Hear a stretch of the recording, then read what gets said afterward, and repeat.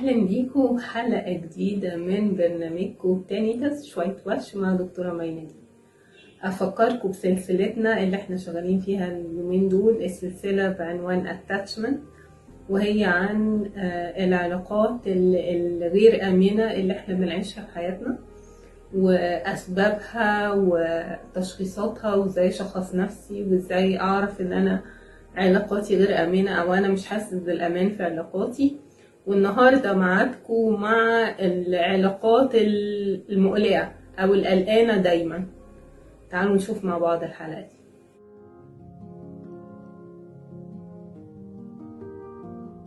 لو انت مضغوط وقلقان ومش مبسوط وكمان حاسس انك مش راضي، يبقى انت في علاقة غالبا، او علاقاتك هي نوع من العلاقات الغير آمنة اللي بتسمى العلاقات القلقانة.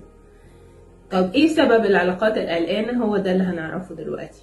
زي ما قلنا في الفيديوهات اللي قبل كده عن اسباب العلاقات الغير آمنة، ان هي بيبقى مصدرها وسببها اساسا الطفولة. العلاقة برضو القلقانة او العلاقات القلقانة هي سببها اسباب من الطفولة. يعني مثلا ان بابا وماما داعمين جدا جدا وبيحبونا قوي قوي قوي، لكن وقت يقدموا الدعم بصورة واضحة ويكونوا موجودين ويحضنوا ويبوسوا، وقت تاني بلا سبب بلا مقدمات ما كنش انا متوقع منهم كده، ولاقاهم مش داعمين ومتنرفزين وعصبيين عدم رد الفعل المناسب او اوقات صدمة الطفل في ان هو مش بيلاقي اللي متوقعه من بابا وماما، بيولد عنده احساس باني هو خايف من رد الفعل المستقبلي. انا مش عارف ايه اللي هيحصل، او رد الفعل الطلبي ده او لاحتياجي ده النفسي او الحقيقي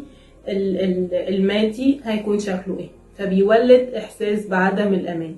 الحاجة التانية ان بابا وماما جعانين نفسهم للحب، وجعانين للحب ده بيحاولوا يبقى علاقتهم بأطفالهم هي علاقة إشباع الحب ليهم، مش إشباع للطفل حبه أو احتياجه للحب. بالعكس، ماما بتحضن ابنها أو بنتها لأن هي نفسها محتاجة للحب، لكن مش عشان ابني محتاج لحبي.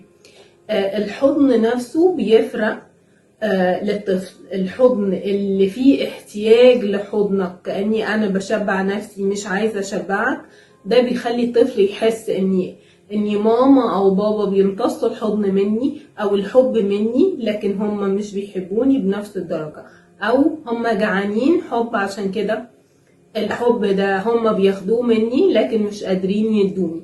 وده بيخلي الطفل دايما قلقان، يا ترى الموقف اللي جاي أنا هقدر ألاقي منهم حب ولا لأ؟ ده السؤال اللي دايما الطفل بيسأله لنفسه وبيخليه دايما حاسس بعدم الأمان. ايه تاني؟ انفصال بابا او ماما عن الطفل في سن مبكر لأي سبب من الأسباب. بابا سافر فترة طويلة جدا، سنين بره مثلا مصر، وهو مش بيشوف الطفل، او مثلا لا قدر الله في حالات الوفاة او الأب او الأم. ايه تاني؟ طبعا الانتهاك النفسي والجسدي للطفل بيولد على طول علاقات غير آمنة. بيولد علاقات غير آمنة يعني ايه؟ يعني الطفل يكبر بابا وماما ما عرفوش يعالجوا ده او هم مصدر الإيذاء نفسهم، فبيخلي دايما دايما دايما الطفل عنده احساس بعدم الامان، ان انا مش هلاقي الحب ولا الامان في اي حد بقابله. ودي بتخلي دايما علاقاته يشوبها دايما القلق. انا قلقان قلقان قلقان حتى لو مش عارف مصدر قلقي. طب ايه اعراضي انا لما يكون طبيعة علاقاتي غير امنة او قلقانة؟ هيكون شكلي ايه؟ اللي علاقاته غير امنة ودايما قلقانة هي شخص بيحس دايما ان اللي حواليه احسن منه، هو مش عارف يشوف نفسه كويس. اللي حواليه دايما بيديهم درجة تقييم اعلى، وفي نفس الوقت انا بدي لنفسي درجة تقييم اقل، فانا دايما قليل في نظر نفسي، واللي حواليا كلهم صح في نظر اللي مش عارف يعمل علاقة امنة. فده بيخليه يحسس ان اللي حواليه احسن وهو دايما قليل. مش بس كده، ده هو دايما في فكر مقارنة، انا بقارن نفسي بكل اللي حواليا. انا بعرف اعمل ده، فلان بيعرف يعمل ده احسن مني، ده بيعمل احسن مني، دي بتشتغل افضل مني، دي بتعمل اكل احسن مني، دي بتلبس احلى مني. ده هي دايما دايما دايما، او هو دايما دايما دايما بيقارن، مخه شغال برنامج مقارنة بينه وبين اي حد في اي موقف. كل ما اتحط في موقف، اول حاجة بدل ما يقول لنفسه انا عملت الحاجة الفلانية حلوة او انا هحاول اطور نفسي، لا، البرنامج الاساسي اللي شغال مقارنة. لو فلان كان عمل، او شوفوا فلان بيعمل احسن مني ازاي، او فلانة بتعمل احسن مني ازاي. فده بيخلي عنده دايما نوع من الصراع. مش بس كده، هو دايما حساس لأي كلمة. أي كلمة تتقاله يبقى ده فيها انتهاك ليه نفسيا. يعني مثلا الكلمة اللي اتقالت ليه، مثلا واحدة وجوزها الأكل مش حلو، تغضب وتزعل وتتضايق وتتنرفز وكأني الدنيا آخر الدنيا. طب ويعني الأكل مش حلو، الملح زاد شوية. الفكرة في ايه؟ الفكرة ان هي حساسة، وبرضه لجوزها ليه جبت الحاجة الفلانية، بتقوم خناقة كبيرة عريضة. ليه؟ لاني الحاسس بعدم الامان، القلقان في علاقاته، ده دايما دايما خايف من ردود الفعل، دايما قلقان وحساس بدرجة بتخلي اللي حواليه دايما متضايقين وزهقانين. انا مش قادرة اقول كلمة، انا مش قادرة اقول كلمة، مش قادرة اعلق على حاجة، مش قادرة اعلق على حاجة، لان دي بتخلي اللي معايا دايما زعلان. الى جانب ان هو دايما شكاك، عنده افكار سلبية كتيرة بيعبر عنها طول الوقت، عنده افكار سلبية كتيرة بيعبر عنها طول الوقت، طول الوقت بيعبر عن افكاره السلبية وكمان قلقه. فاللي معاه دايما حاسس بان هو مجهد، دايما قلقان ودايما خايف، دايما عنده افكار سلبية عن حاجات ما حصلتش، عن مخاوف مش موجودة، لكن هو دايما خايف ودايما بيعبر عن قلق. وده بيحسس اللي معاه ان هو دايما مجهد في العلاقة. انا وانا موجود مع فلان او انا موجود مع فلانة حاسس باجهاد. الاجهاد ده من تصدير الشخص ده لافكاره السلبية جوايا، وفي نفس الوقت طلبه المستمر بان هو ان انا اقول له كلام ايجابي يكون سند لي. يعني انا بحبك، انا محتاجك، انت سندي، انت عاوني. يعني انا بصدر له كلام سلبي وفي نفس الوقت عايزاه دايما يقول لي انا بحبك، انا محتاج كلام حلو. فده بيخلي اللي معايا دايما مجهد.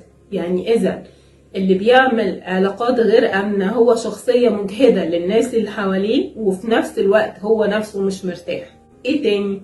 المشكلة الأخيرة اللي موجودة في صاحب العلاقات الغير آمنة اللي من النوع القلوب، إن هو دايما بيشك، عنده فكر شك. يعني بجانب برنامج المقارنة اللي نازل في مخه، هو كمان عنده برنامج شك. طب ليه ده حصل؟ لا دي ليه ما حصلش؟ لا، بيشك مش بس في الحاجات الأساسية، لا ده بيشك حتى في نفسه. ده أنا ما عنديش، ده أنا عندي. برغم إن هو بيحاول يبرر نفسه من أي حاجة بيوجه لها تهمة لنفسه، لا هو كمان بيحاول يلاقي الوسيلة اللي يخرج منها من اتهامه لنفسه، بان هو بيشك في اللي حواليه. لا ده هو، لا ده هي. المهم ان انا اطلع من برنامج الشك اللي جوايا. انا عندي مشكلة في العلاقات، هي مشكلة بسميها علاقاتي غير آمنة وقلقانة. اعمل ايه؟ اول حاجة محتاجة اعملها واكون واعي ليها جدا، ان انا اشخص علاقاتي. لازم اقعد مع نفسي واقول انا معايا مشكلة في العلاقات، انا قلقان جدا، قلقان لان الناس تسيبني، قلقان لاني انا مش حاسس ان انا كفء للحب، قلقان لان انا مش عارف اعمل حاجة، مش عارف ارضي الناس، انا مش راضي في علاقاتي، بشك في الناس كتير، بقارن الناس اللي حواليا بيا طول الوقت. يبقى انا لازم اقعد اشخص نفسي كويس، لازم اقعد واواجه نفسي بالحقيقة دي عشان اعرف اخرج منها. لازم اغير طريقة برنامج تفكيري، لازم اقول لنفسي دايما حواري الداخلي يبقى حوار ايجابي ما هوش سلبي. ما اتهمش نفسي، ما قارنش نفسي باللي حواليا. اقعد واشوف كمان ايه الحاجات اللي حصلت في طفولتي ادت ان انا اكون على الطريقة دي او علاقاتي بالشكل ده.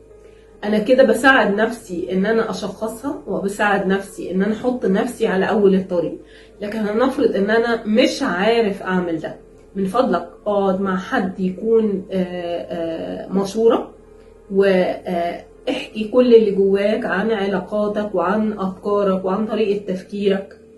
الحاجة دي مهمة جدا، لان صوتك العالي وحده في الكلام هيخليك انت كمان تفكر بشكل جيد. مش شرط ان اللي قدامك هو اللي هيساعدك، لكن مجرد كلامك بصوت عالي هيخليك انت قادر تتغير. ولو مش هتقدر، هو هيساعدك ببعض البرامج والتدريب اللي هيخليك انت تقدر تتغير، لان الموضوع سهل جدا او انت تقدر تعمله وتتغير. لكن المهم ان انت تعوز تبقى عايز فعلا تتغير. دي اول نوع من انواع العلاقات الغير امنة، اللي هي العلاقة الغير امنة القلقانة.